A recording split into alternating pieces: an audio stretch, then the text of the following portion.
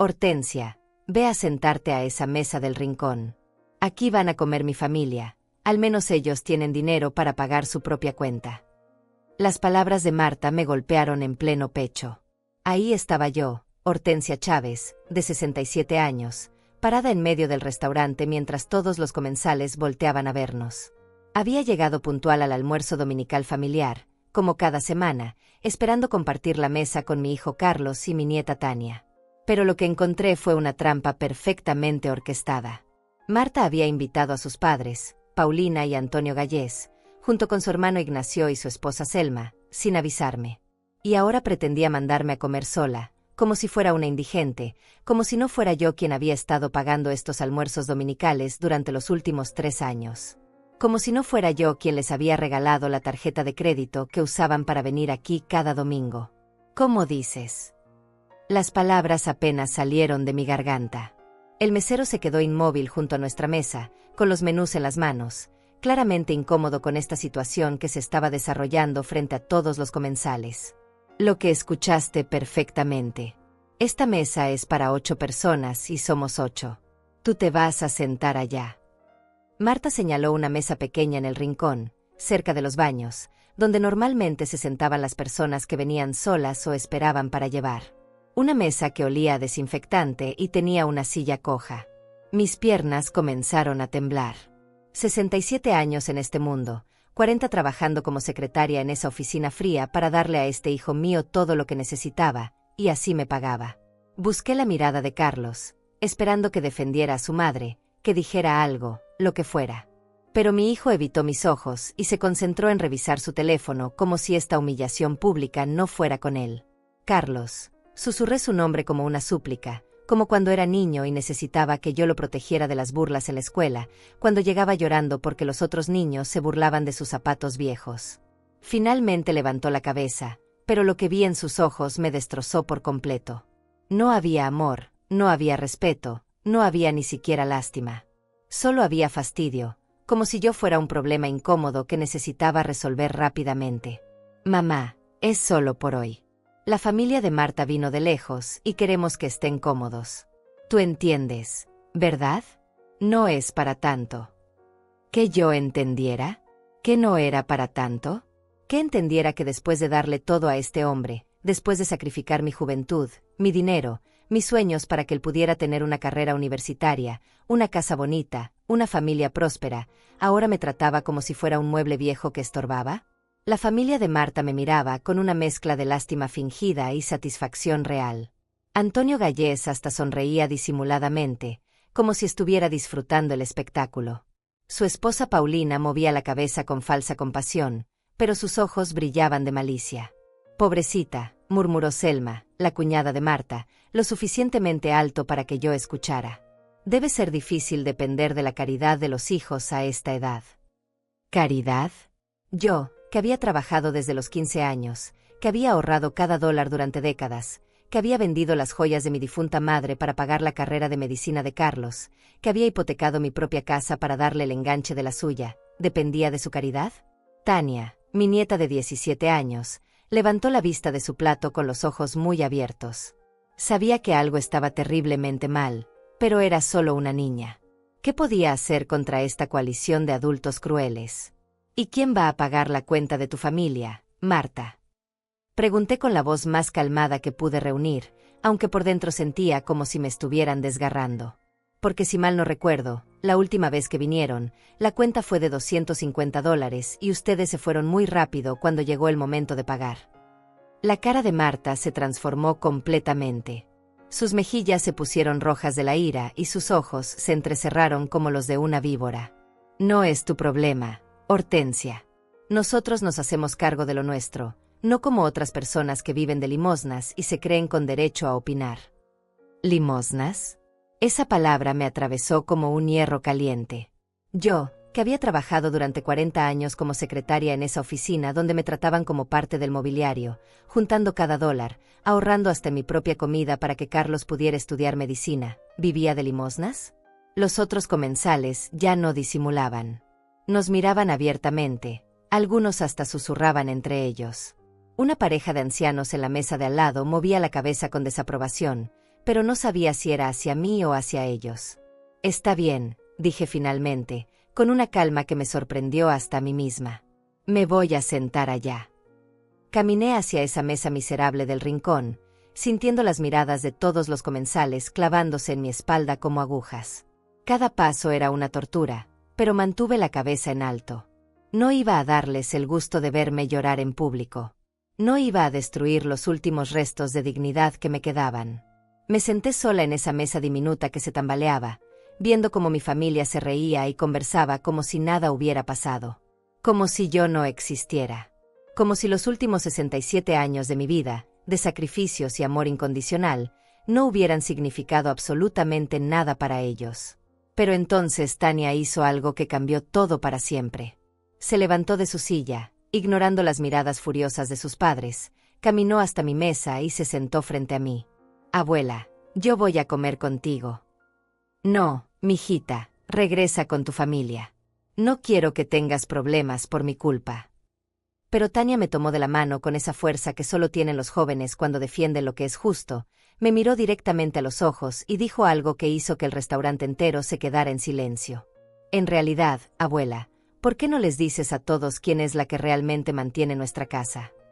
El silencio en el restaurante era tan denso que podía escuchar mi propio corazón latiendo. Las palabras de Tania habían caído como una bomba en medio de esa farsa que Marta había montado. Carlos se puso pálido, Marta apretó los puños, y la familia Gallés nos miraba con curiosidad, sin entender completamente lo que acababa de pasar.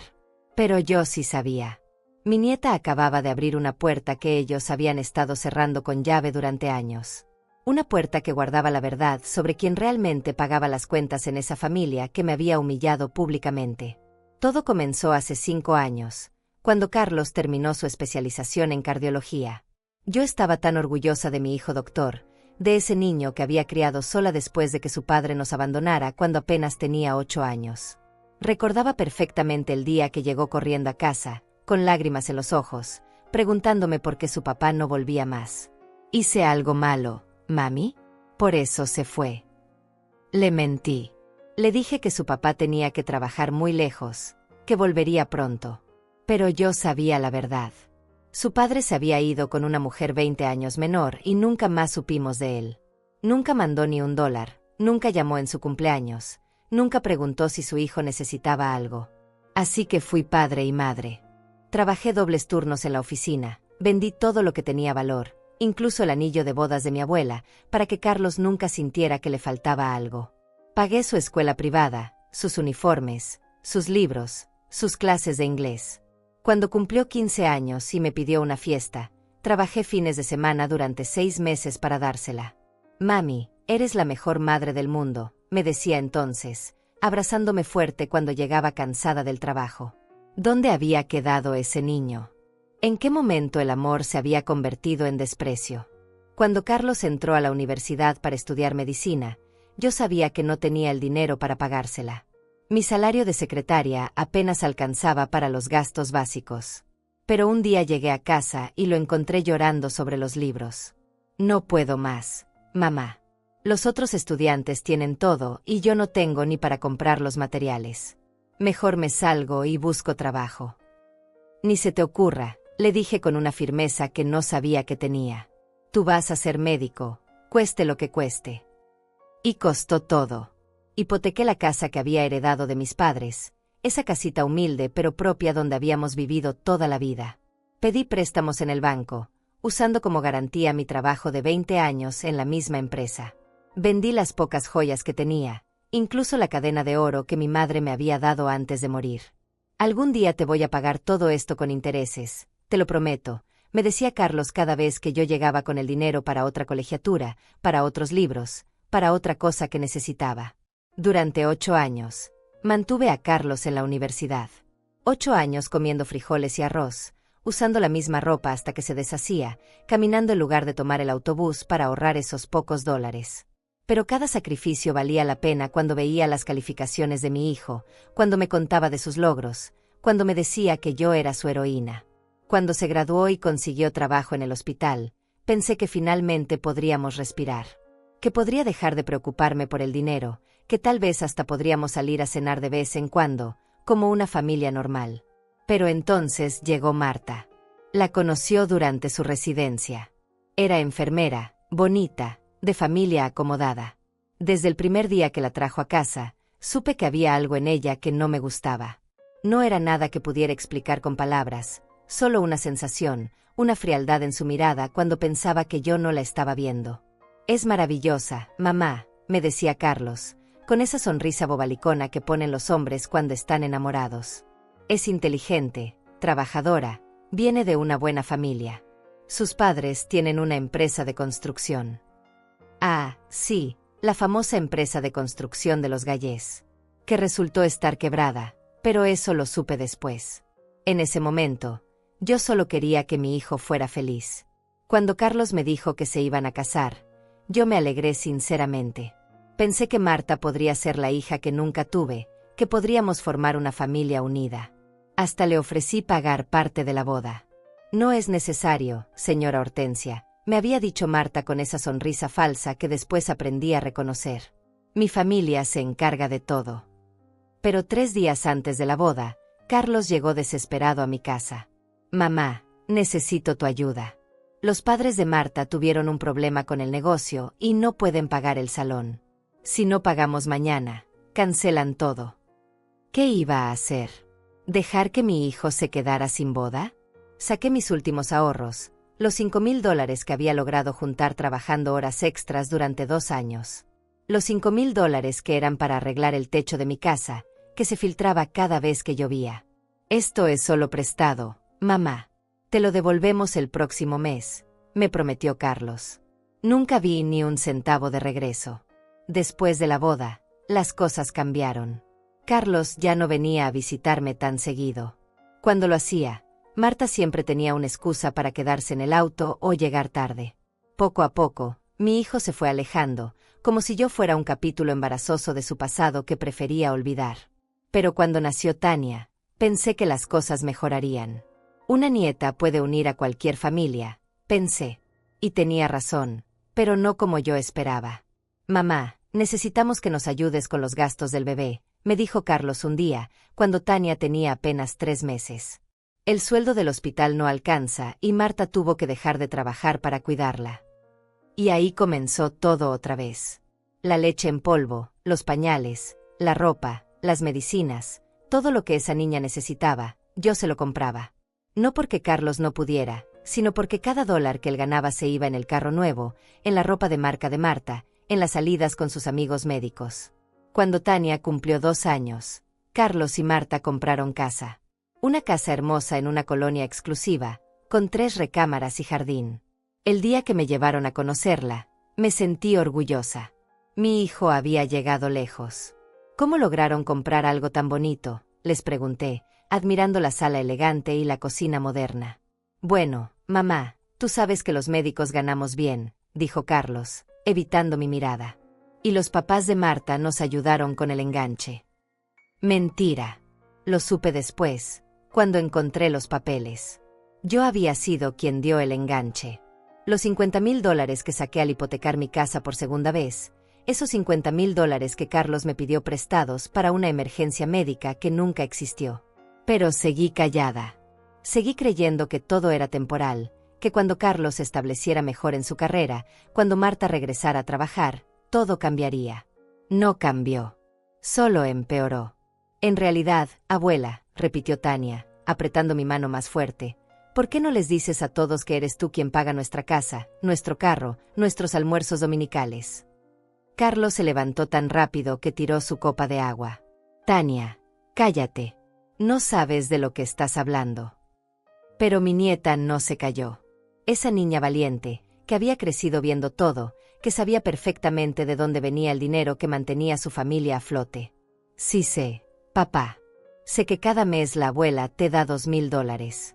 Sé que ella pagó tu auto, que ella paga la hipoteca de nuestra casa, que ella nos compra la comida. Y sé que tú y mi mamá la tratan como si fuera una carga». El restaurante entero nos miraba. Marta estaba roja de vergüenza y furia. Los Gallés no sabían dónde meter la cara. «Ya basta», gritó Marta, pero su voz sonaba desesperada.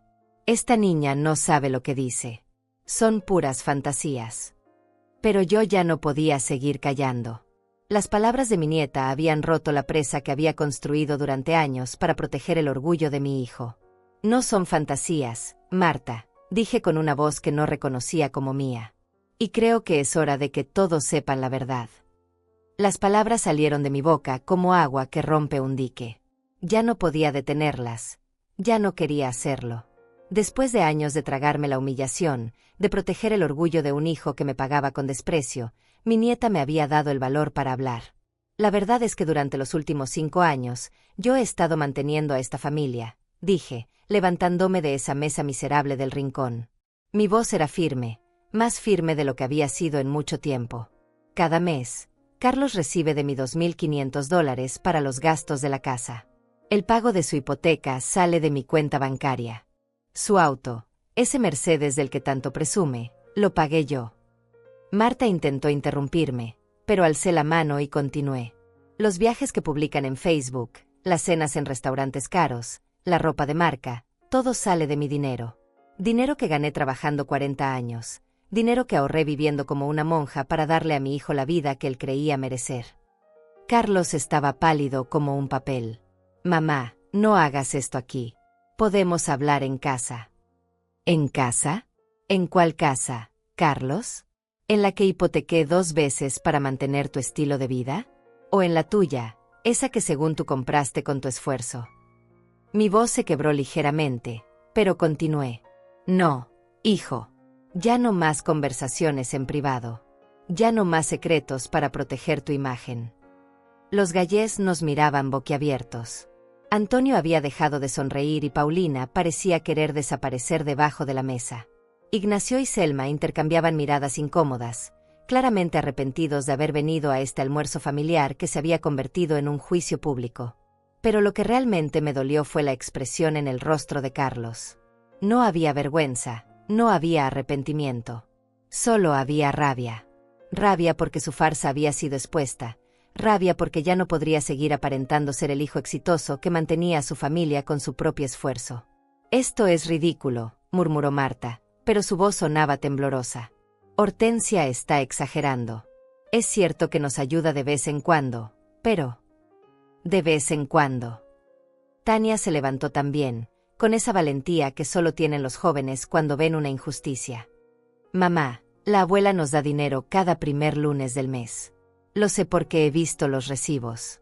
$700 para la casa, 500 para el carro, 300 para la comida, 1000 para gastos varios. Cada mes, sin falta. El silencio en el restaurante era absoluto. Hasta los meseros habían dejado de moverse, como si inturan que estaban presenciando algo importante, algo que cambiaría para siempre la dinámica de esta familia. Fue entonces cuando Carlos hizo algo que jamás pensé que haría. Se levantó, tomó a su hija del brazo con más fuerza de la necesaria y le dijo con una voz fría que me heló la sangre. Tania, tú te callas ahora mismo o te quedas sin teléfono, sin salidas, sin nada. Esta no es tu conversación. Ver a mi hijo amenazar a mi nieta por defender la verdad fue el momento en que algo se rompió definitivamente dentro de mí.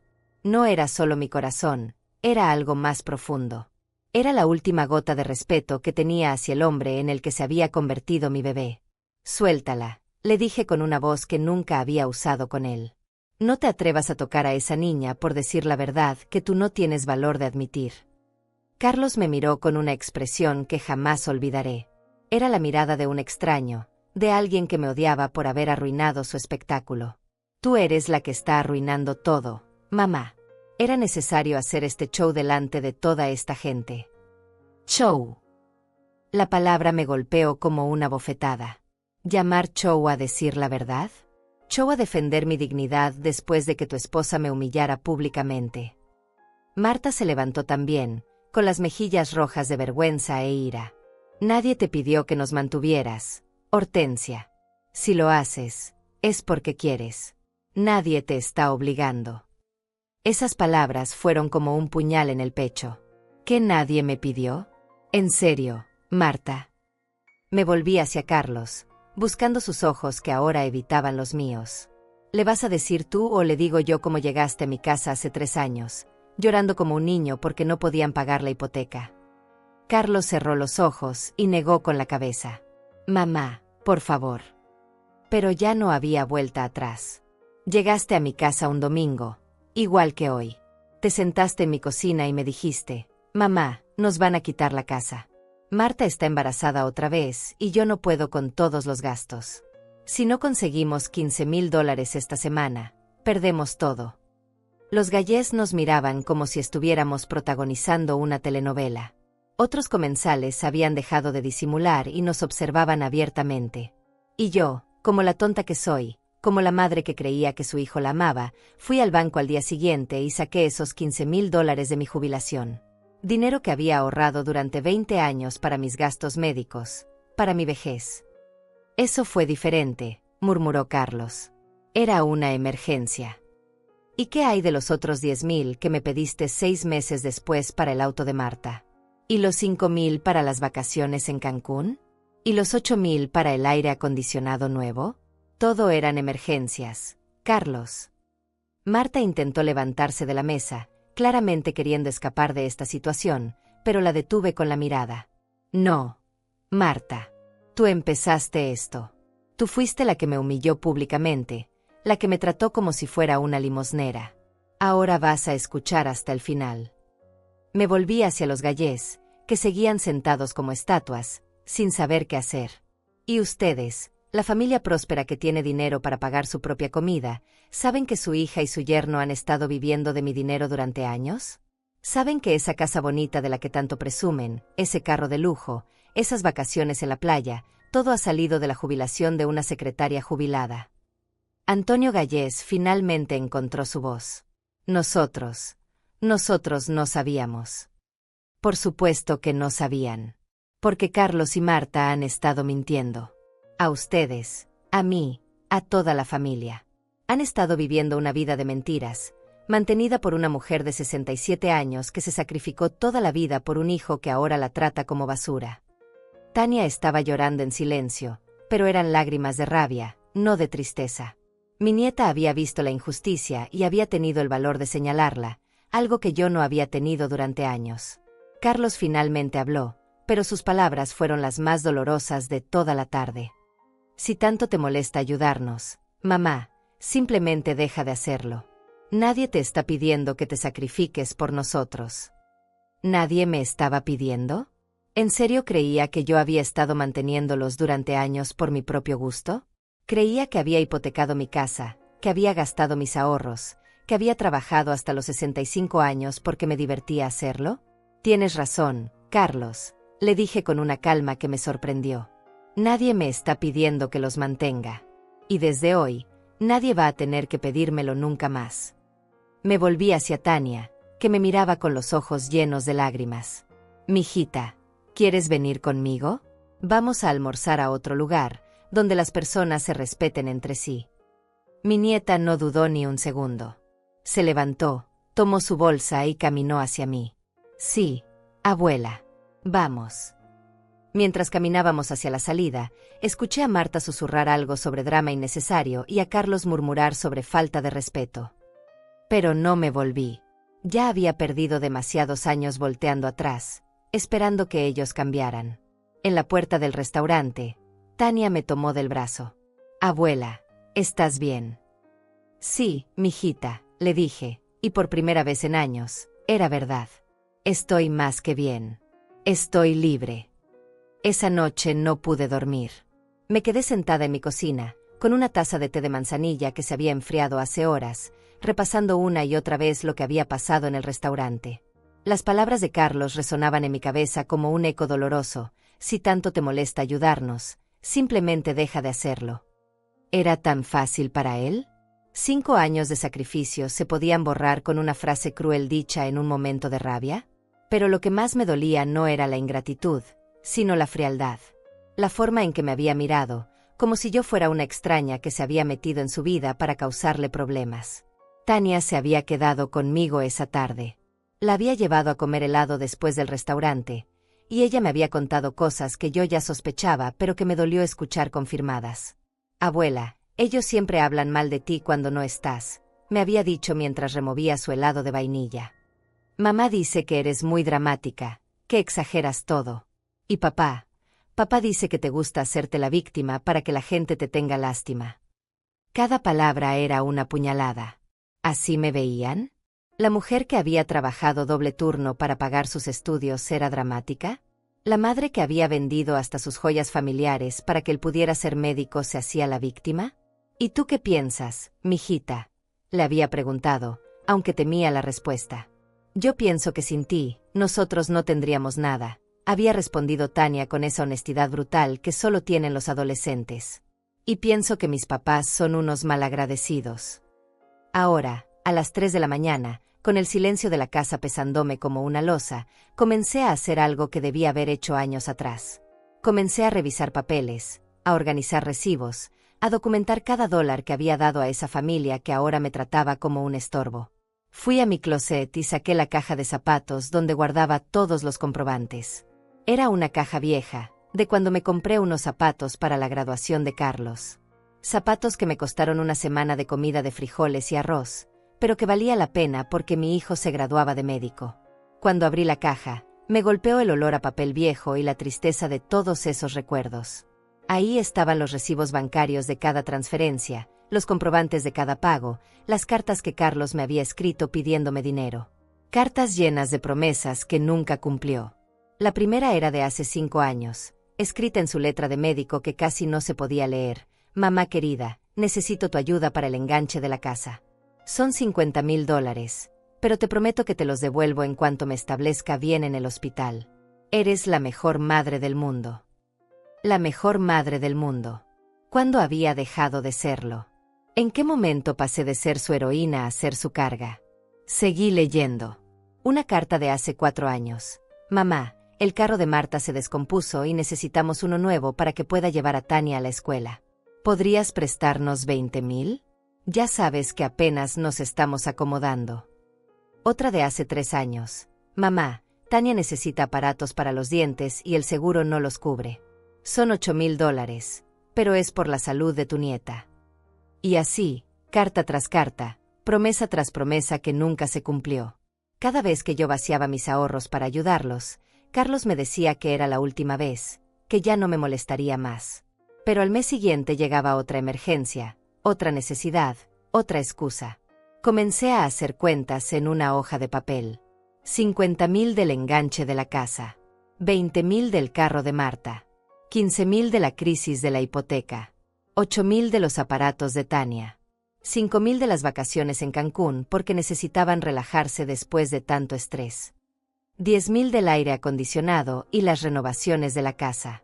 Y eso sin contar los $2,500 mensuales que les había estado dando religiosamente durante los últimos 5 años. 2,500 por 60 meses, $150,000. Cuando terminé de sumar, la cifra me dejó sin aliento. $268,000. Había dado a mi hijo y su familia casi $300,000 en 5 años. El equivalente a mi casa, mi carro y todos mis ahorros de jubilación. $300,000 que, según Carlos, nadie le había pedido que diera. Me levanté y fui a mi computadora vieja, esa que había comprado de segunda mano porque no podía permitirme una nueva después de tanto dar dinero a Carlos. Entré a mi cuenta bancaria y comencé a imprimir estados de cuenta. Necesitaba documentar todo, cada transferencia, cada cheque, cada retiro que había hecho para mantener a esa familia. Mientras la impresora trabajaba, recordé todas las veces que Carlos me había dicho que no era necesario que le diera recibos, que no era necesario que llevara cuentas tan estrictas. Somos familia, mamá. Entre familia no se llevan cuentas, me decía cada vez que yo sacaba mi libreta para anotar cuánto le había dado. Ahora entendía por qué no quería que llevara cuentas. Porque sabía perfectamente que si yo sumaba todo, me daría cuenta de la magnitud del abuso. Cuando terminé de imprimir todo, tenía una pila de papeles de más de 5 centímetros de alto. 5 años de mi vida reducidos a números en una página, pero números que no mentían. A diferencia de mi hijo, decidí hacer algo más. Fui a mi computadora y busqué el perfil de Facebook de Carlos. Algo que había estado evitando hacer durante meses porque sabía que me iba a doler. Y efectivamente, me dolió. Ahí estaban las fotos de sus vacaciones en Cancún, con el caption trabajando duro para darse estos gustos.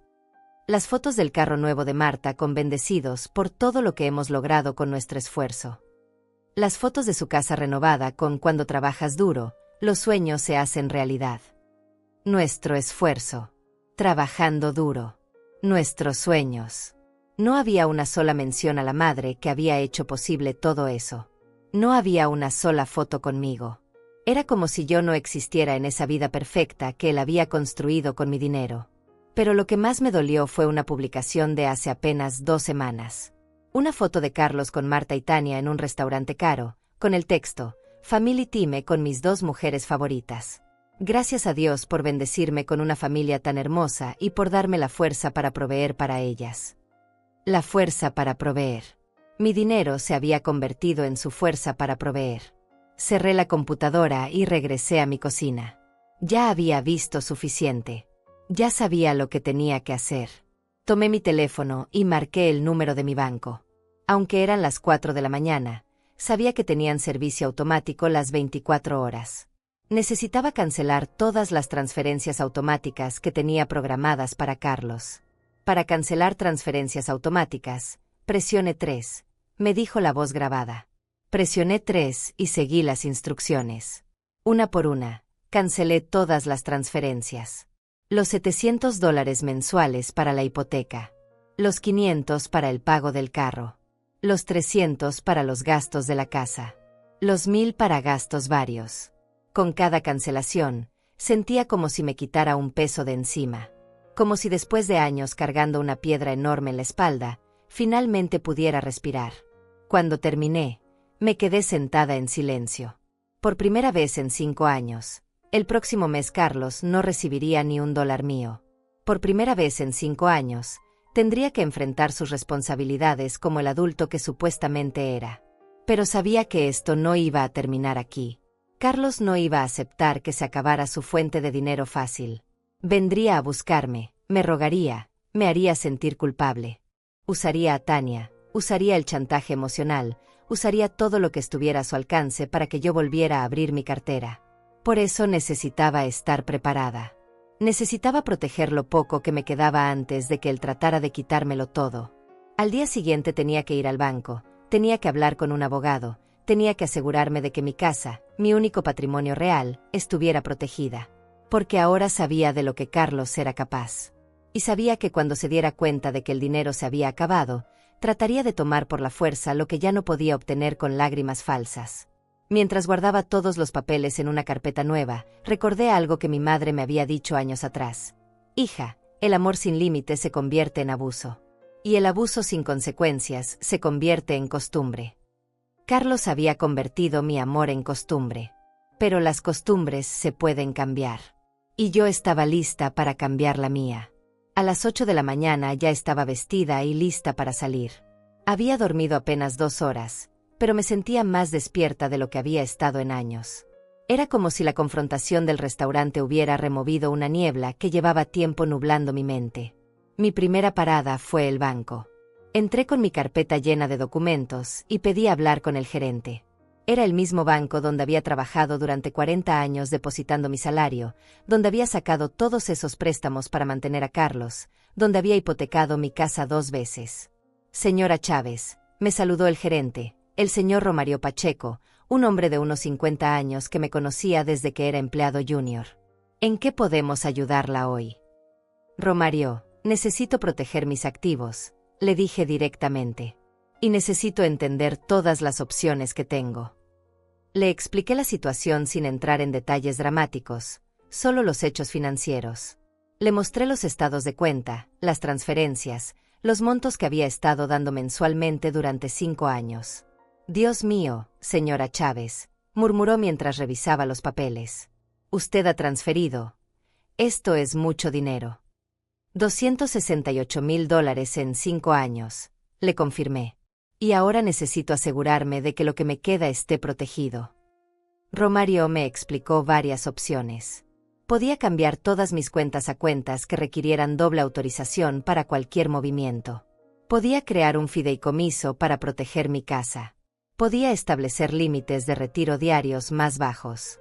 ¿Hay alguna forma de que alguien pueda forzarme a darle acceso a mis cuentas? Le pregunté.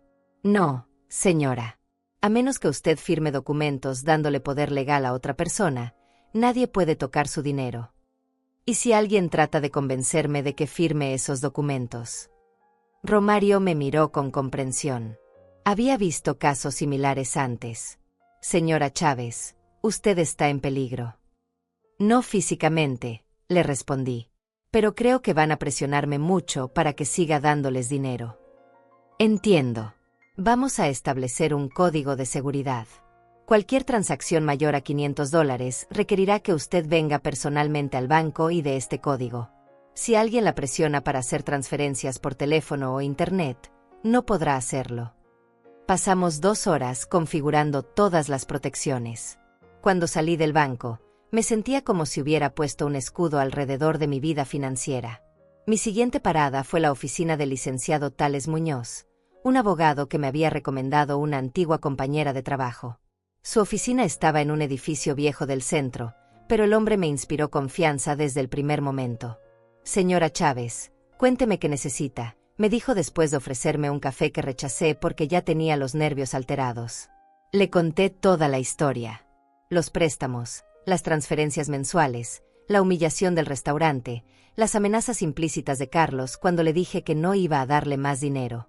¿Usted tiene prueba de todo lo que me está contando?, me preguntó. Saqué mi carpeta y se la entregué.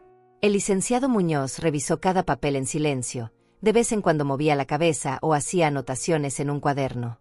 Señora Chávez, esto es abuso financiero sistemático, me dijo finalmente. Su hijo y su nuera han estado explotándola económicamente durante años. Escuchar esas palabras en boca de un profesional me impactó más de lo que esperaba. Una cosa era sentir que algo estaba mal, otra muy diferente era tener confirmación legal de que había sido víctima de abuso. ¿Puedo recuperar algo de ese dinero?, le pregunté. Es difícil. Técnicamente, usted dio el dinero voluntariamente. No hay contratos que establezcan que eran préstamos que debían devolverse. Pero podemos establecer límites legales para proteger lo que le queda. El licenciado me explicó que podía crear un testamento muy específico que protegiera mis bienes. También podía establecer una orden de restricción si Carlos trataba de acosarme o presionarme para obtener dinero. ¿Usted cree que su hijo podría volverse agresivo cuando se dé cuenta de que el dinero se acabó?, me preguntó. No lo sé, le respondí honestamente. El hombre que vi en el restaurante ayer no era el hijo que crié. No sé de qué es capaz. Entonces vamos a prepararnos para el peor escenario. Pasamos otras 2 horas preparando documentos. Un testamento que especificaba exactamente a quién le iba a dejar qué cosa. Un poder notarial muy limitado que solo mi hermana Florinda podría usar en caso de emergencia médica. Una declaración legal de que cualquier futuro préstamo a Carlos tendría que estar por escrito y firmado por ambas partes.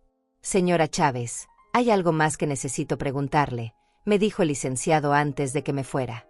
¿Su hijo tiene acceso a su casa? ¿Tiene llaves? Sí, las tiene desde hace años. Le recomiendo que cambie las cerraduras hoy mismo. Y que instale cámaras de seguridad si es posible. ¿Usted cree que es necesario?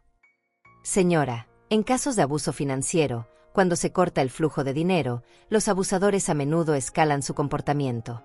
Pueden tratar de entrar a la casa para buscar joyas, documentos importantes, o simplemente para presionarla físicamente. Esas palabras me dieron escalofríos. ¿Carlos sería capaz de eso? El niño que había cuidado cuando tenía fiebre, que había consolado cuando lloraba, podría amenazarme o robarme. Pero recordé su expresión en el restaurante, la frialdad en sus ojos, la forma en que había tratado a Tania cuando ella dijo la verdad. Y supe que el licenciado tenía razón. Tenía que prepararme para lo peor. Salí de la oficina del abogado y fui directamente a una ferretería. Compré cerraduras nuevas para todas las puertas de mi casa. También compré un sistema básico de cámaras de seguridad que se podía instalar sin necesidad de un técnico.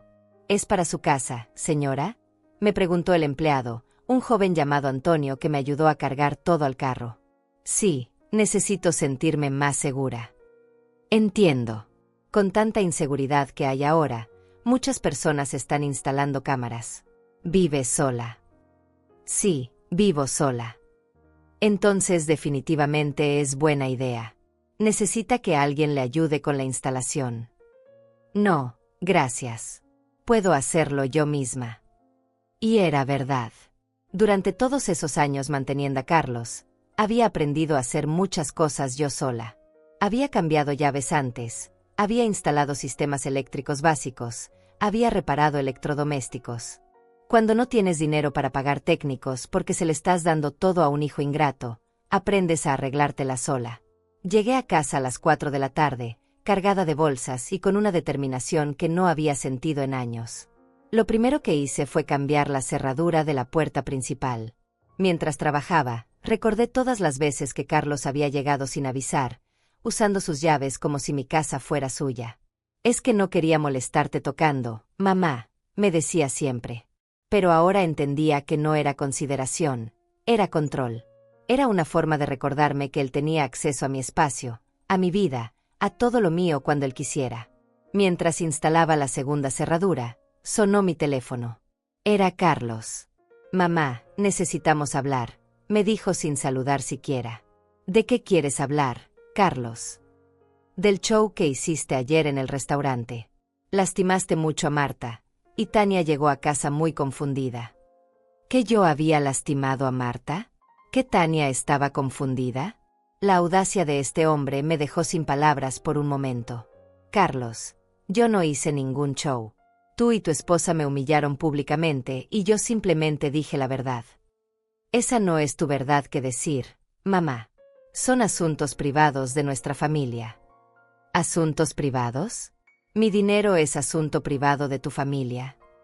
Sabes que todo lo que nos has dado te lo vamos a devolver. Solo necesitamos tiempo. ¿Cuánto tiempo, Carlos? ¿Otros 5 años? 10. No seas dramática. Ya hablamos de esto. No, Carlos. Ya no vamos a hablar de esto nunca más. No habrá más dinero, no habrá más préstamos, no habrá más transferencias. Hubo un silencio largo al otro lado de la línea.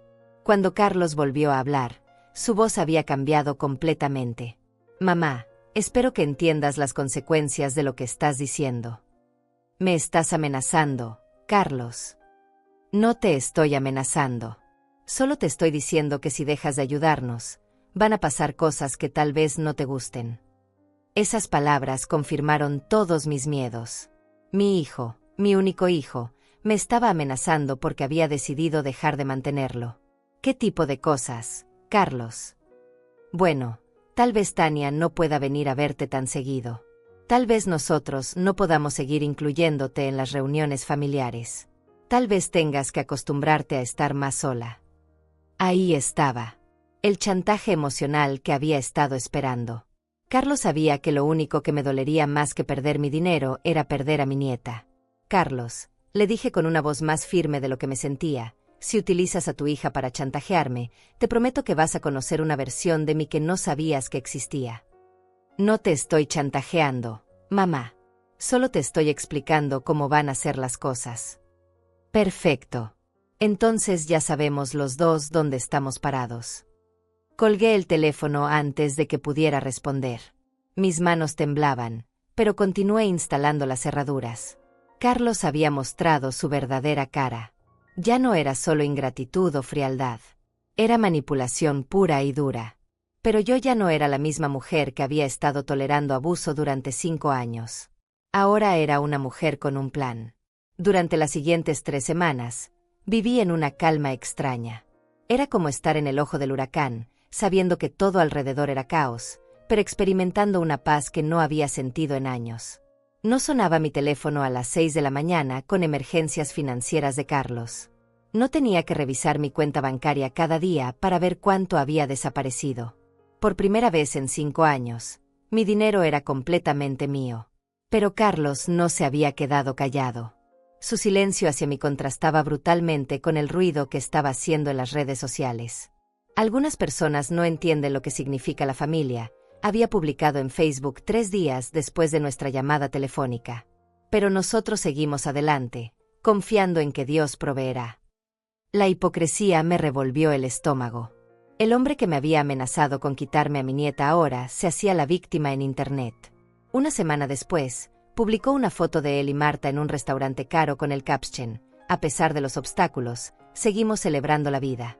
Almohadilla bendecidos, almohadilla familia unida, almohadilla Dios es fiel. ¿Obstáculos?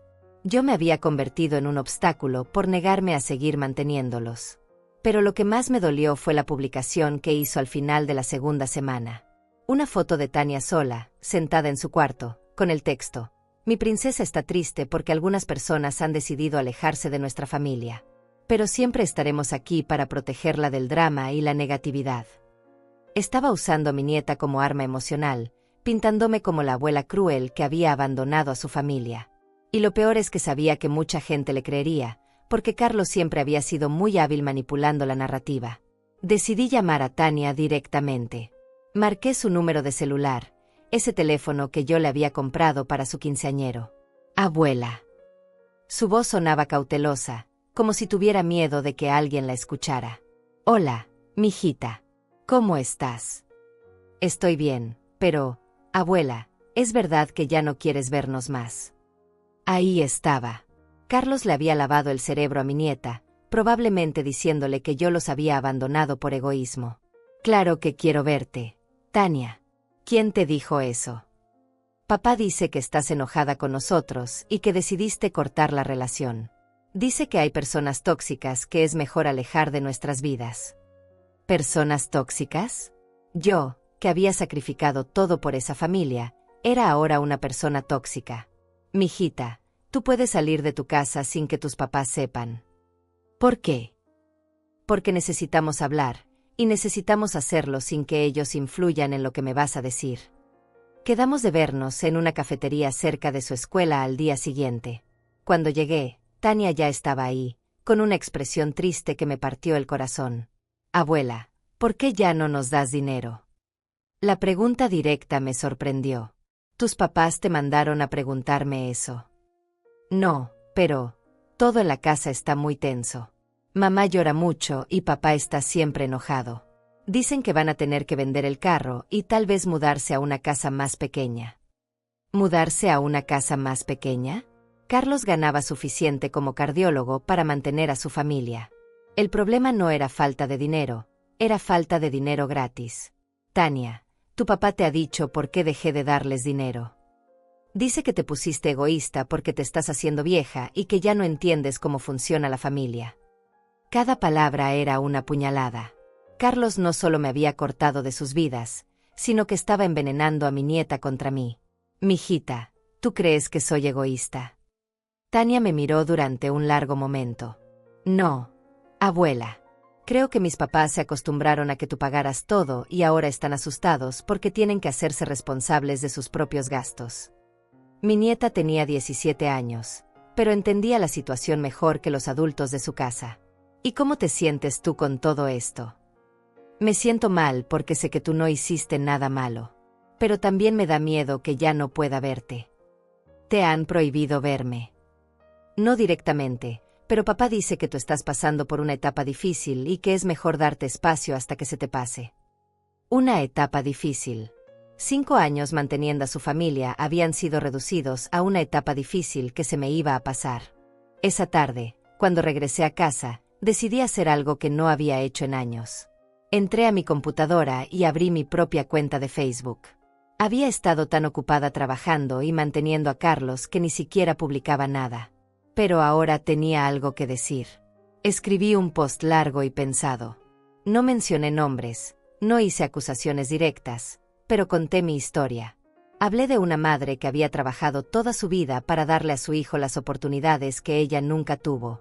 Hablé de los sacrificios, de los préstamos que nunca se devolvieron, de la ingratitud. Hablé de cómo el amor sin límites puede convertirse en abuso. A veces, escribí al final, el acto más amoroso que puedes hacer es dejar que las personas enfrenten las consecuencias de sus decisiones.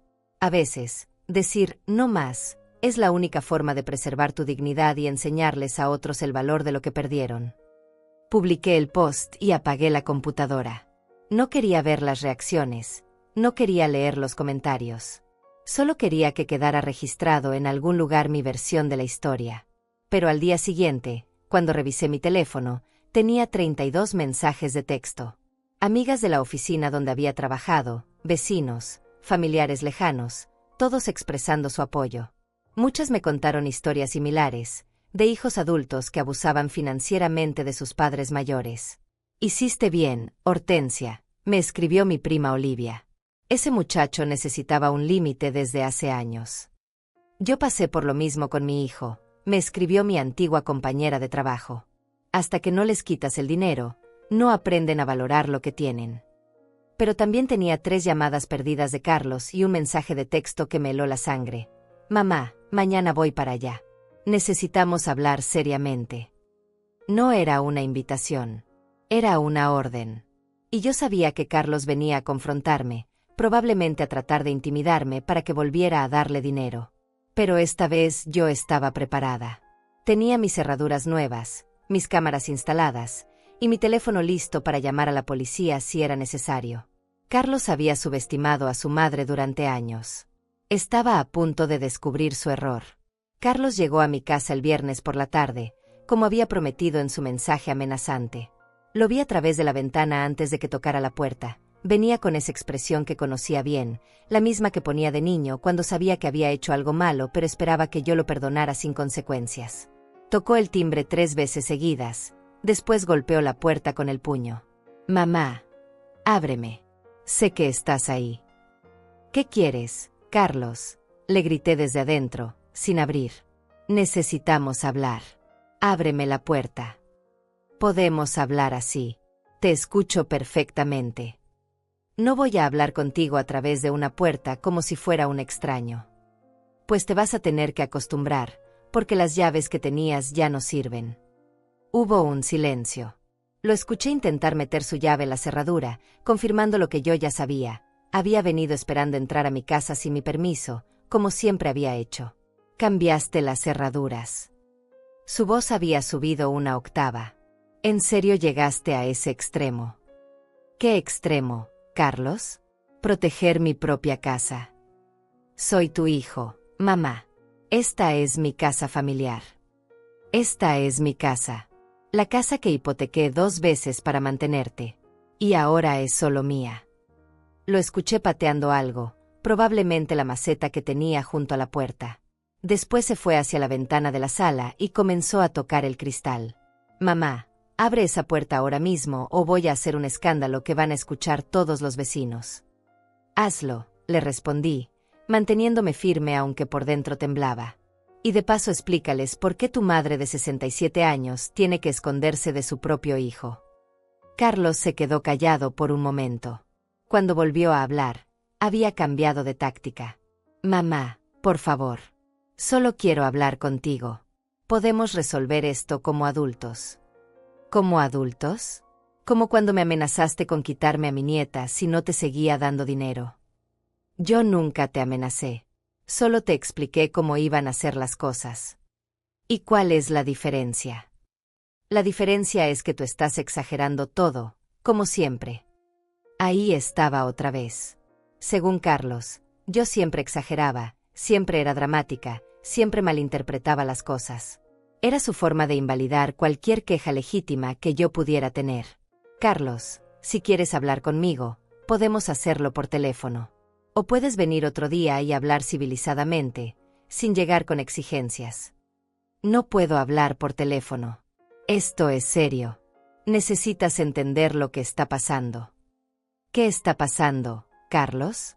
«Que por primera vez en 5 años tienes que pagar tus propios gastos». «Que Marta está embarazada». Las palabras cayeron como una bomba. Me quedé paralizada junto a la puerta, procesando lo que acababa de escuchar. «¿Qué dijiste?» «Que Marta está embarazada. De 4 meses. Y los doctores dicen que es un embarazo de alto riesgo porque ella ya tiene 38 años. Marta embarazada. Otro bebé en esa familia que yo había estado manteniendo. Otro nieto que Carlos esperaba que yo pagara. «¿Y qué tiene que ver eso conmigo?», le pregunté, aunque ya sabía la respuesta. «Tiene que ver todo. Marta no puede trabajar, los gastos médicos van a ser enormes, y tú decidiste cortarnos el dinero justo cuando más lo necesitamos. Carlos, tú eres cardiólogo. Ganas suficiente dinero para mantener a tu familia, incluso con un bebé en camino. No es tan fácil. Tenemos deudas, compromisos. No puedes simplemente cortar todo de la noche a la mañana. ¿Deudas de qué, Carlos? Silencio. Te pregunté de qué deudas hablas. Son cosas del negocio, inversiones que hicimos. ¿Qué inversiones? Mamá, eso no importa ahora. Lo que importa es que necesitamos que regreses a ayudarnos, al menos hasta que nazca el bebé. No. ¿Cómo que no? No, Carlos. No voy a seguir manteniendo a tu familia. Ustedes van a tener que encontrar la forma de hacerse responsables de sus propios gastos. Pero es tu nieto. O nieta. Es tu sangre. El chantaje emocional que había estado esperando. Carlos sabía que la idea de un nuevo nieto podría ablandarme, podría hacerme sentir culpable por negarle dinero a mi propia familia. Carlos, voy a amar a ese bebé con todo mi corazón, igual que amo a Tania. Pero amar a mis nietos no significa mantener económicamente a sus padres adultos. Tú no entiendes. Sin tu ayuda, vamos a perder la casa. Entonces venda la casa y compren algo más pequeño, algo que puedan pagar con tu salario. Esa casa es el patrimonio de mis hijos. Esa casa la pagué yo. Y si ustedes no pueden mantenerla, entonces no les pertenece realmente. Carlos comenzó a golpear la puerta con más fuerza. Mamá, abre esta puerta. Esto es ridículo. Carlos, te voy a decir una sola vez. Aléjate de mi puerta o llamo a la policía. No te atreverías. Pruébame. Saqué mi teléfono y marqué el 911. Cuando contestaron, hablé lo suficientemente alto para que Carlos me escuchara. Hola, tengo a una persona golpeando mi puerta y amenazándome. No quiere irse de mi propiedad. Está bien, gritó Carlos. Ya me voy. Colgué el teléfono, pero no me moví de junto a la puerta. Quería asegurarme de que realmente se fuera. Mamá, me dijo con una voz más calmada, esto no puede terminar así. ¿Cómo quieres que termine, Carlos? Quiero que regreses a ser mi madre. Yo siempre he sido tu madre. El problema es que tú dejaste de ser mi hijo el día que decidiste que yo era solo una fuente de dinero. Eso no es cierto. ¿No? ¿Cuándo fue la última vez que me llamaste solo para preguntarme cómo estaba? ¿Cuándo fue la última vez que viniste a visitarme sin pedirme dinero?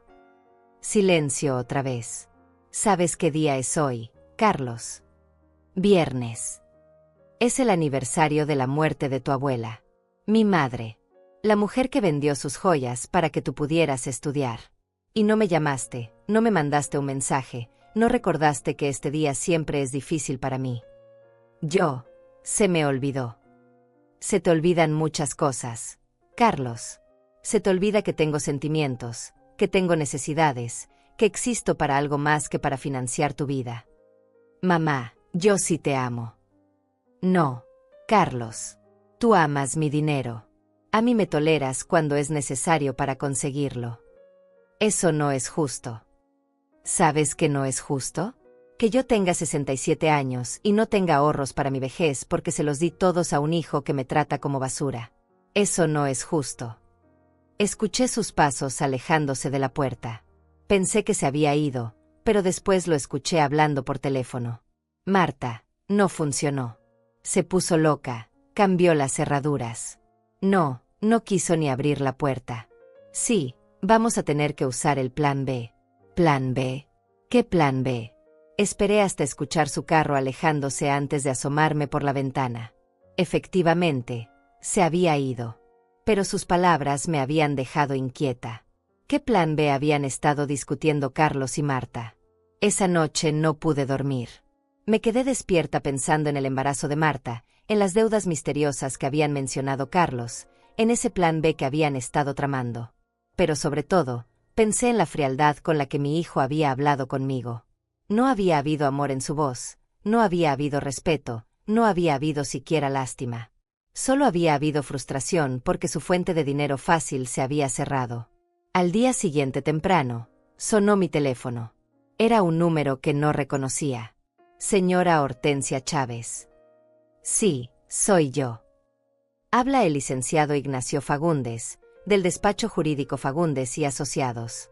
Necesito que venga a mi oficina lo antes posible. Su hijo Carlos me contrató para representarla en un asunto muy delicado. ¿Representarme? ¿En qué asunto? Señora, según los documentos que me mostró su hijo, usted está mostrando signos de senilidad y él está preocupado por su bienestar financiero. Necesitamos hablar sobre la posibilidad de establecer una tutela legal que proteja sus activos. Se me cayó el teléfono de las manos. Carlos había encontrado su plan B. Me quedé paralizada por varios minutos después de colgar el teléfono con el licenciado Fagundes. Carlos no solo había encontrado un plan B, había encontrado la forma más cruel y humillante de quitarme todo, declararme incapaz mentalmente para manejar mis propios asuntos. La tutela legal. Había escuchado de casos así en las noticias, hijos que conseguían que un juez declarara a sus padres mayores como incompetentes para administrar su dinero. Una vez que eso pasara, Carlos tendría control total sobre mis cuentas bancarias, mi casa, todo lo que poseía. Y lo peor de todo era que probablemente funcionaría. Un médico respetado, preocupado por una madre de 67 años que de repente había comenzado a comportarse de forma irracional, cortando el apoyo económico a su familia. Para un juez que no conociera toda la historia, podría parecer el inicio de demencia o algún trastorno mental. Pero Carlos había cometido un error. Había subestimado a su madre otra vez. Llamé inmediatamente al licenciado Tales Muñoz, mi abogado. Licenciado, necesito verlo urgentemente. Mi hijo está tratando de obtener una tutela legal sobre mí. ¿Cómo dice? Venga ahora mismo a mi oficina. Una hora después estaba sentada frente al licenciado Muñoz, explicándole la llamada del supuesto abogado de Carlos. Señora Chávez, esto es muy serio. Si su hijo logra convencer a un juez de que usted no es competente mentalmente, puede quitarle el control de todos sus bienes. ¿Qué puedo hacer? Primero, vamos a solicitar una evaluación psicológica y médica completa. Necesitamos documentar que usted está en pleno uso de sus facultades mentales. Segundo, vamos a presentar una contrademanda por abuso financiero, usando toda la documentación que ya tenemos. ¿Usted cree que podamos ganar? Señora, usted está más lúcida que muchas personas de la mitad de su edad. Y tenemos pruebas documentadas de años de abuso financiero por parte de su hijo. Sí, podemos ganar.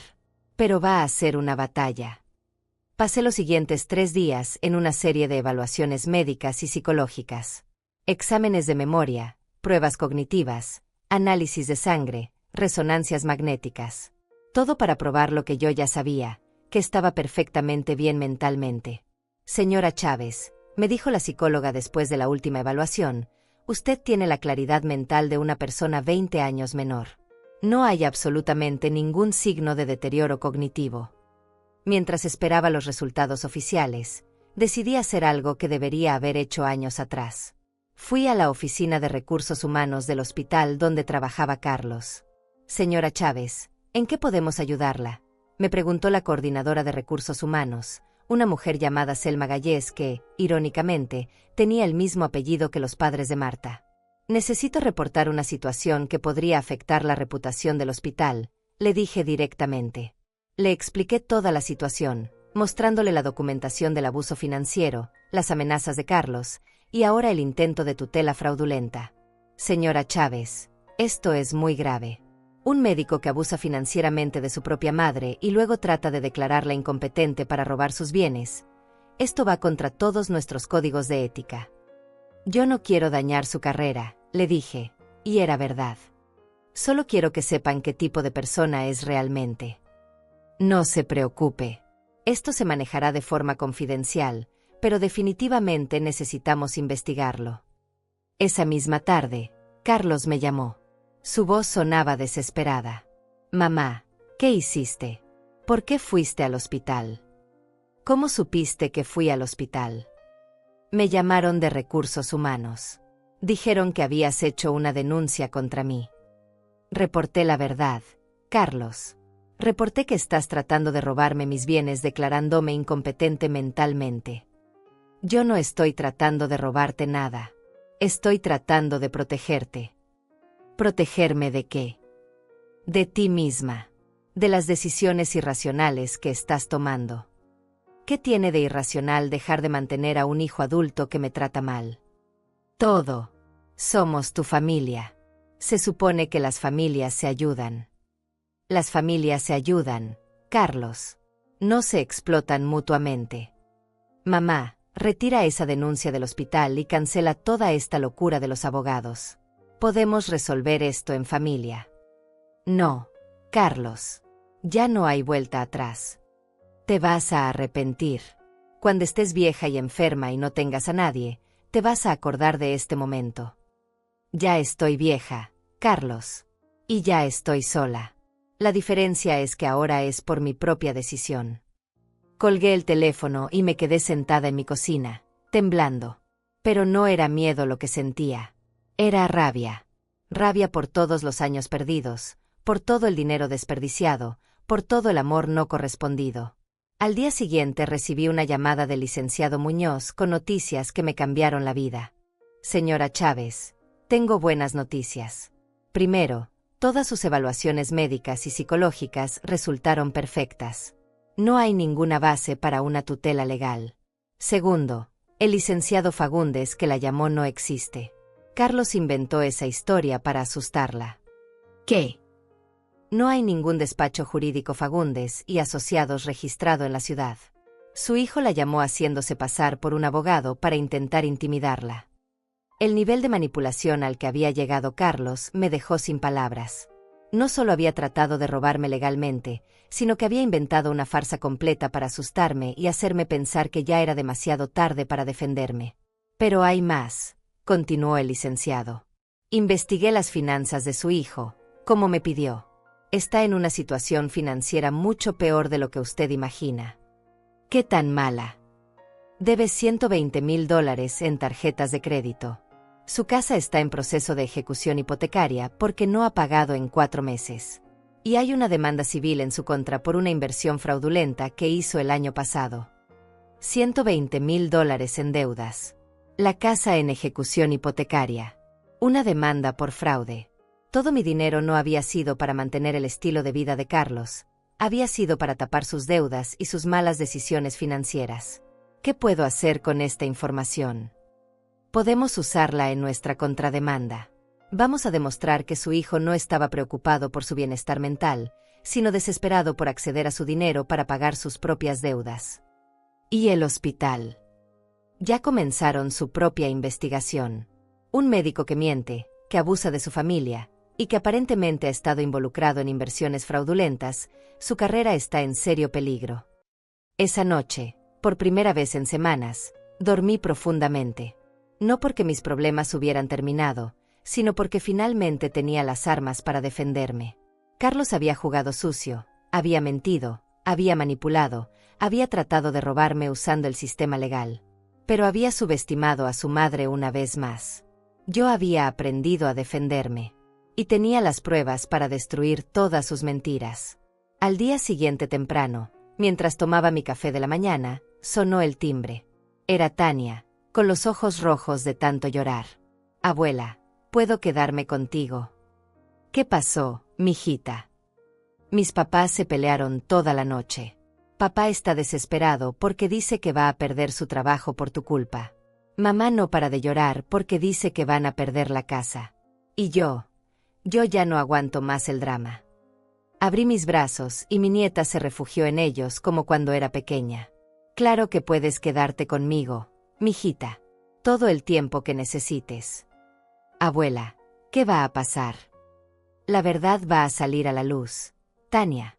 Y tu papá va a tener que enfrentar las consecuencias de todas sus mentiras. Y nosotros vamos a estar bien. Porque a veces, mijita, tienes que dejar que las cosas se destruyan completamente para poder construir algo mejor. Mi nieta se aferró a mí más fuerte, y yo supe que había tomado la decisión correcta. Carlos había elegido la guerra. Pero yo iba a ganar la paz. 6 meses después de que comenzara esta pesadilla, me encontraba sentada en mi nueva casa, una casita pequeña pero acogedora que había comprado en un barrio tranquilo.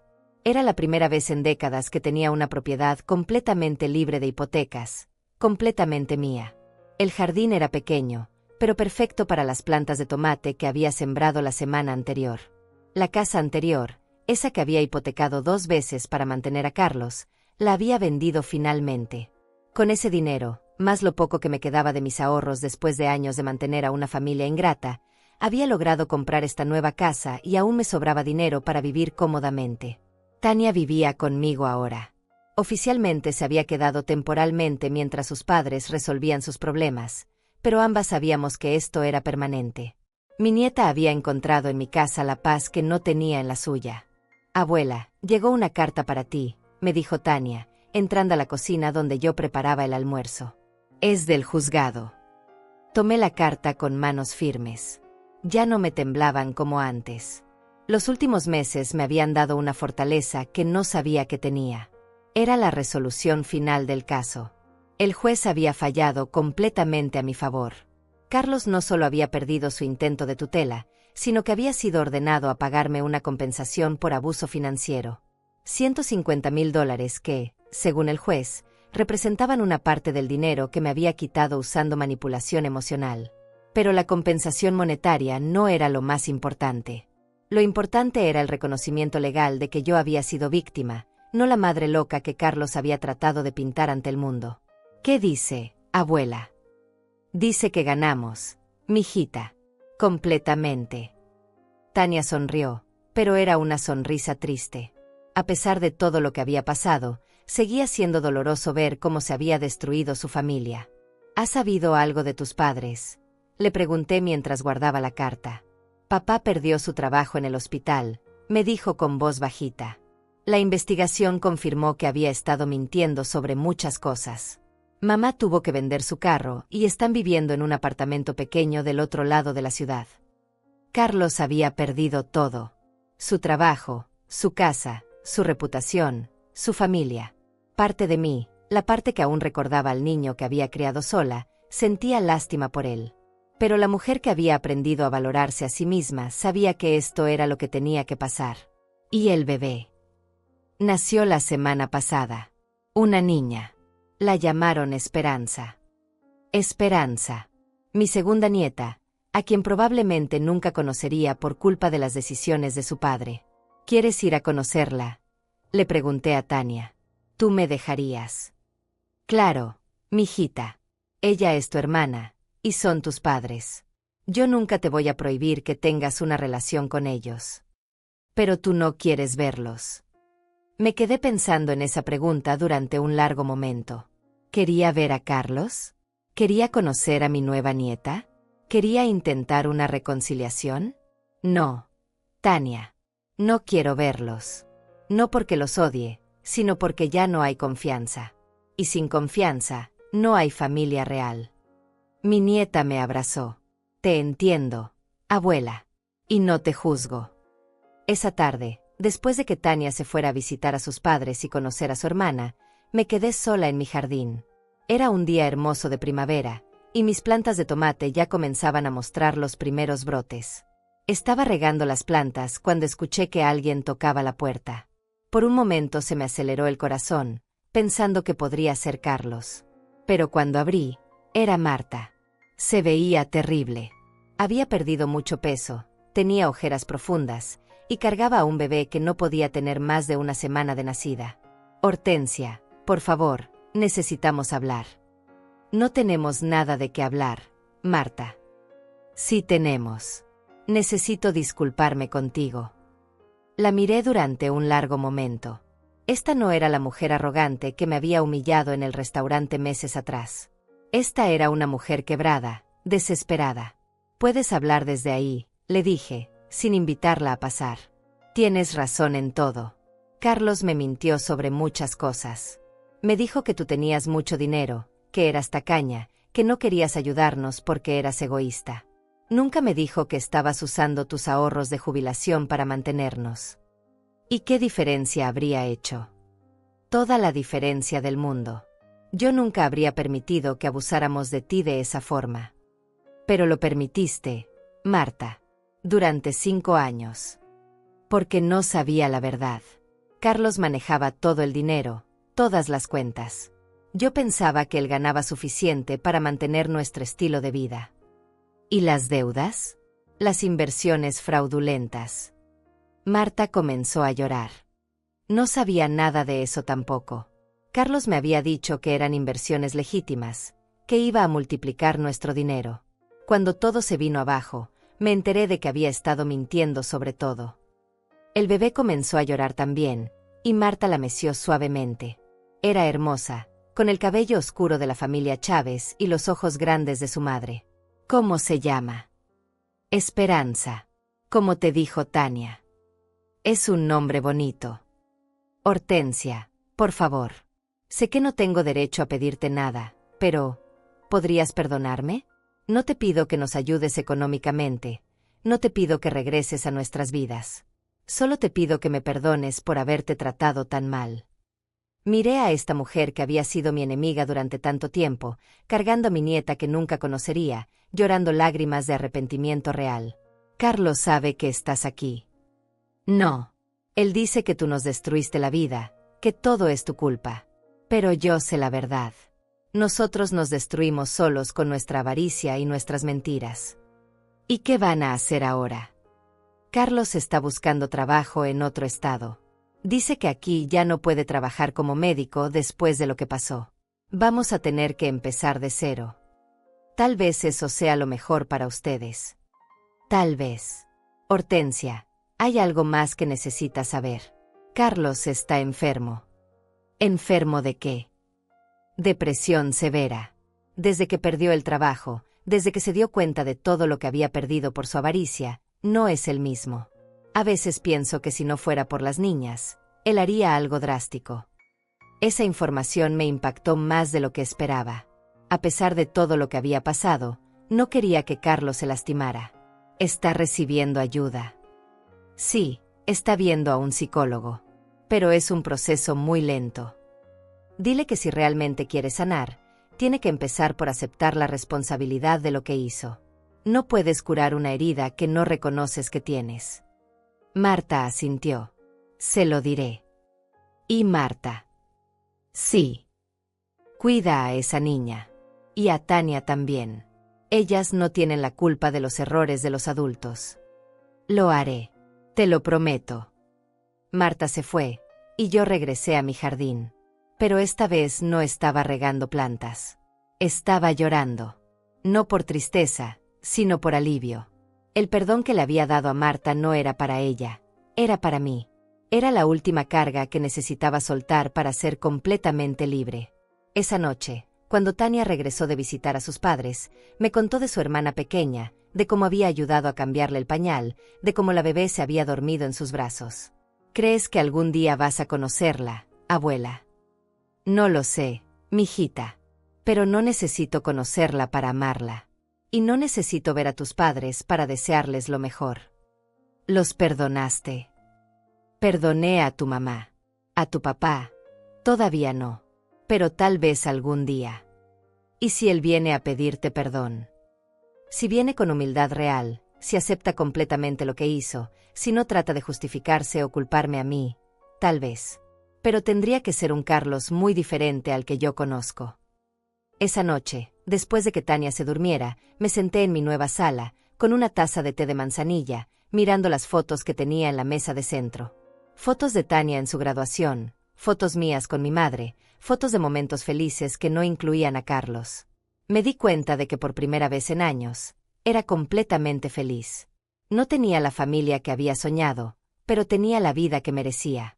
Una vida libre de abuso, libre de manipulación, libre de chantaje emocional. Mi teléfono sonó. Era un mensaje de texto de un número desconocido. Mamá, soy Carlos. Sé que probablemente no quieras saber de mí, pero quería que supieras que estoy en terapia. Estoy tratando de entender cómo llegué a lastimarte tanto. No te pido perdón todavía porque sé que no me lo he ganado. Solo quería que supieras que estoy trabajando en ser una mejor persona. Te amo, y algún día espero poder demostrártelo con acciones, no con palabras. Leí el mensaje varias veces. No respondí, pero tampoco lo borré. Lo guardé, porque tal vez algún día, cuando Carlos realmente hubiera cambiado, podríamos tener esa conversación. Pero por ahora, yo tenía mi paz. Tenía mi casa, tenía a mi nieta, Tenía mi dignidad recuperada. Me levanté, apagué las luces de la sala, y fui a revisar que Tania estuviera bien dormida. Mi nieta respiraba tranquilamente en su cama, con una sonrisa pequeña en los labios. Antes de irme a dormir, salí al jardín una última vez. Las plantas de tomate se veían fuertes bajo la luz de la luna. En unos meses darían fruto, y Tania y yo podríamos hacer salsa casera, como yo solía hacer con mi madre cuando era niña. Gracias, mamá, susurré al cielo estrellado, por enseñarme que el amor verdadero a veces significa decir que no. Cerré la puerta con llave, mis llaves, en mi casa, que yo había pagado con mi dinero, donde vivía con mi nieta que me amaba sin condiciones. Esta era mi victoria. No había gritado, no me había vengado, no había destruido a nadie. Simplemente había defendido mi dignidad y había construido una vida nueva sobre los cimientos de mi propio valor. Y eso, pensé mientras me quedaba dormida, era la justicia más dulce de todas.